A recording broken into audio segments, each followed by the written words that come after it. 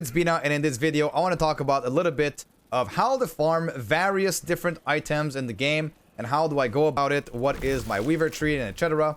So let's jump straight into it. Maybe you'll learn something during this video. Hopefully you will learn something, but if not, then it means that you know the game pretty damn well. And if you have any more farming strategies that you want to share with people, please comment down below and I'll be sure to include them in future guides as well.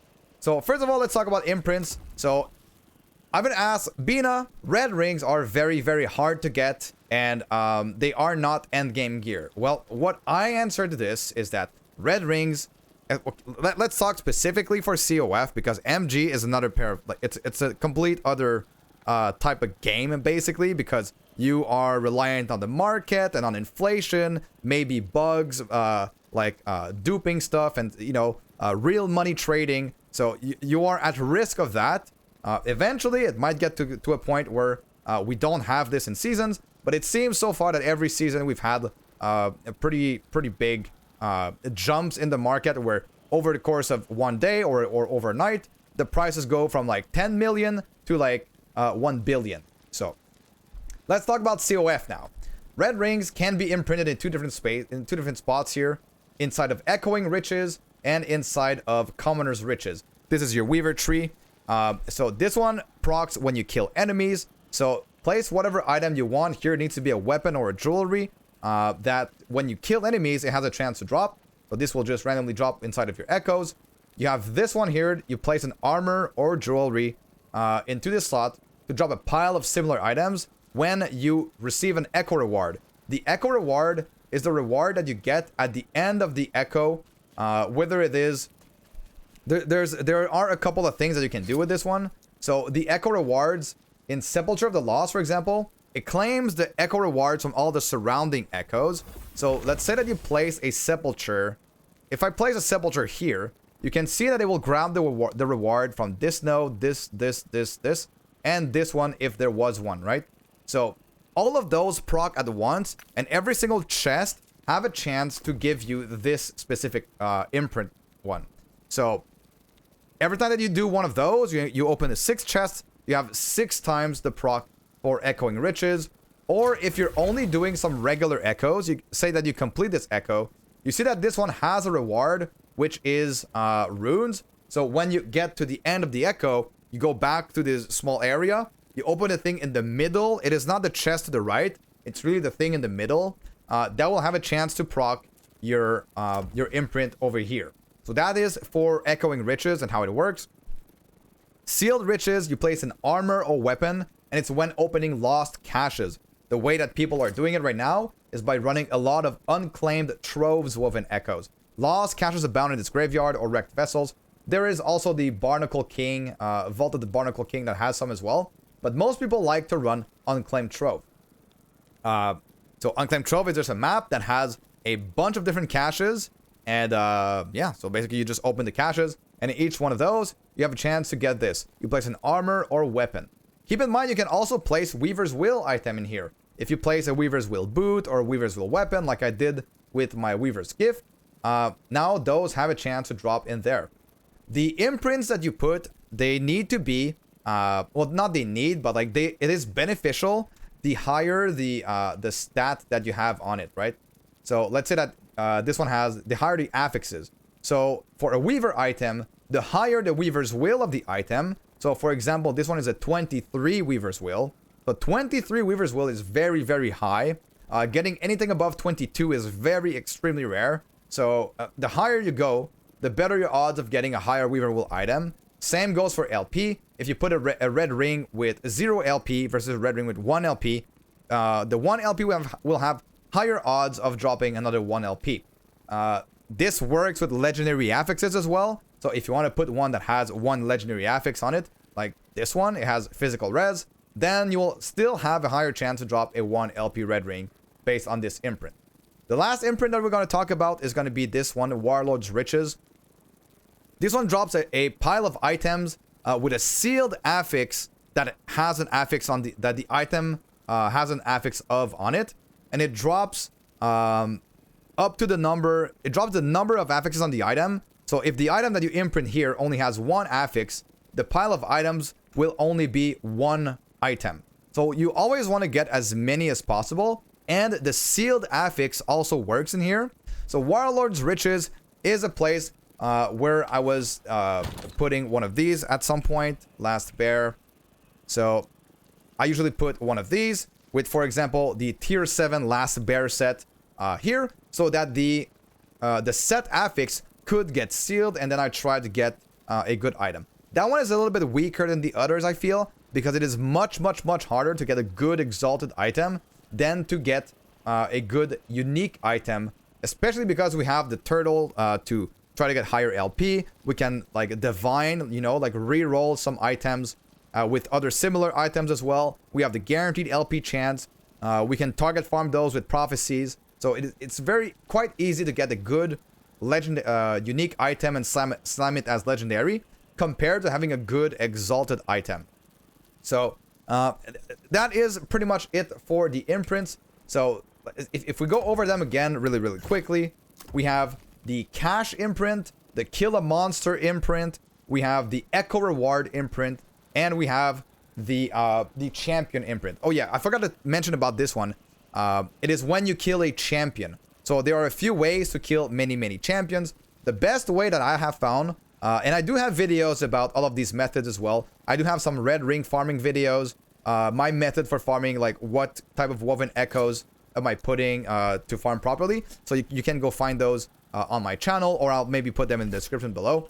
But for the champions, what you want to do is you run the twin mage chance and the champion appearance when you open a rune prison. And then there is the rune prison complex. That one is a very rare woven echo. So the rune prison complex has, like, I think it's 25 exiled mages, and then each of those exiled mages can also appear with champions.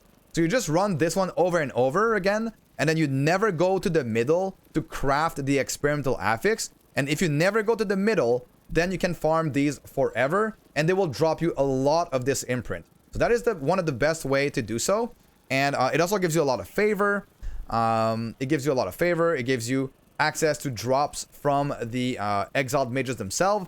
So one thing that it did is that the affix, the experimental items that usually always drops when you kill an exiled mage, I think they don't drop when you kill the original exiled mage because you exited the echo. So they are kind of like removing that reward. But the extra exiled mage from the one that are doubled are going to be very good. Like those are still going to drop, you know, the unique items, the experimental affixes, the experimental items, and all of that stuff. So if you want to farm champion affixes, or if you want to drop with Warlord's Riches, a specific exalted that you want to have like a sealed exalted affix on it, that is the best way to do so. So that pretty much covers that. Now let's go into how corruption affects imprints. So the higher your corruption, well, we don't know exactly how corruption affects imprints.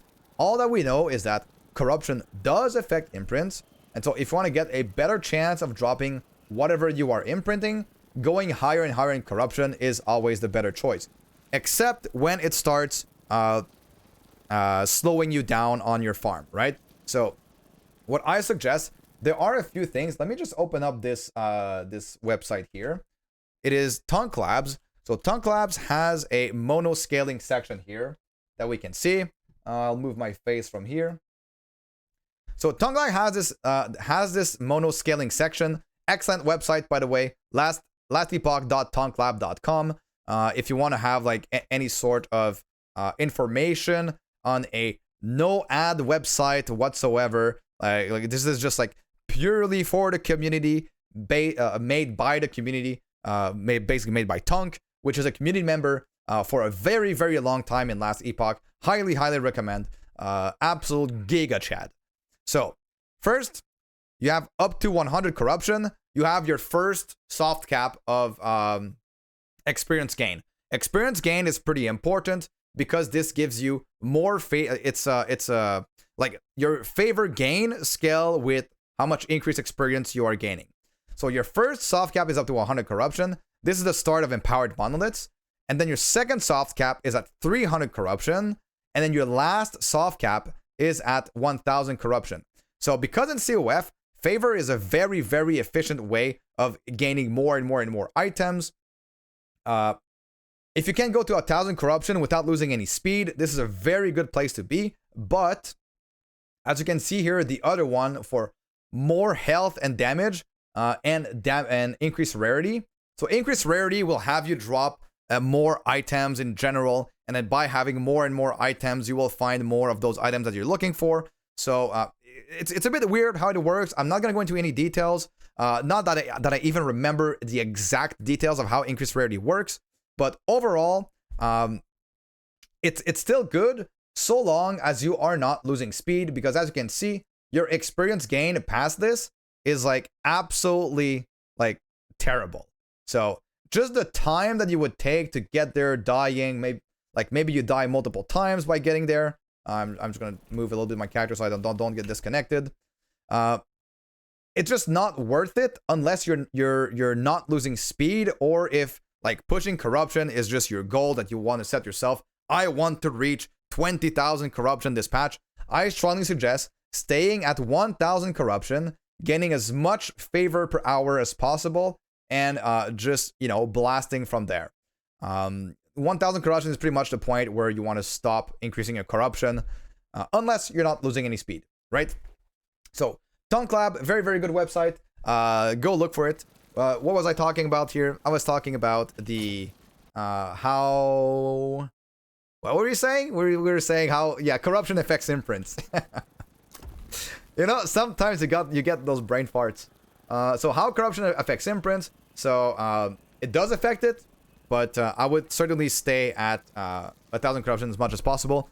At least for now, we don't have any data mine onto how these work. Exactly the chances with increased item rarity. So that's what I would suggest for you to do. Stay at 1,000 corruption and go maximum speed. So we talked about already the prophecies. No, we did not talk about prophecies. Prophecies, for example, with for red rings. Okay, so prophecies can be invested into.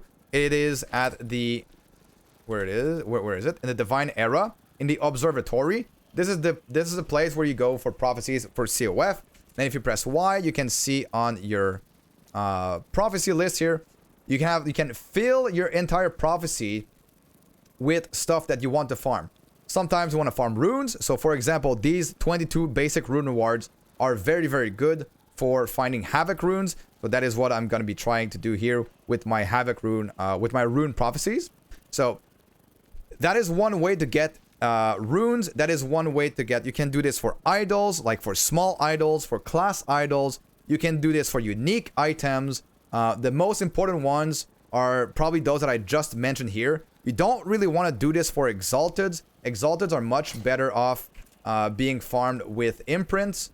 And then there is also uniques with LP. Don't grab the prophecies that guarantee you 1 LP on a unique. These are just quite bad and they cause a lot of favor. So just grab the good ones that you are after. The generic items like, you know, body armor, helmet, amulet, ring. Don't get baited as well. If you're trying to farm for a red ring, red rings have a specific prophecy, which is a ring prophecy. But sometimes the icon is a ring, but it says jewelry prophecy. So a jewelry item can be any jewelry, not just rings, right? It could be an amulet, it could be a relic.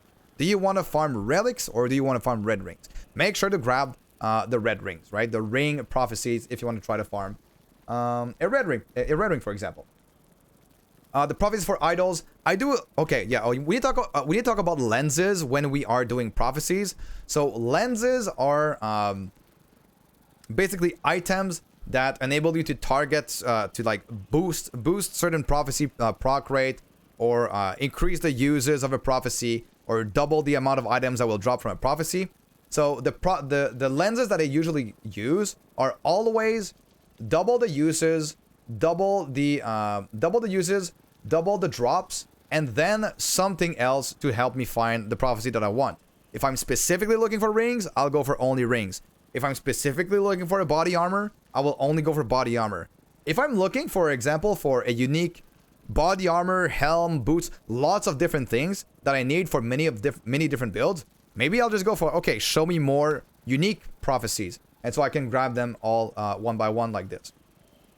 There is a method that is going around within the community that is like blocking mono event and non-mono events, and then you only get like generic prophecies that pop up like kill these rares, kill a boss, kill this thing.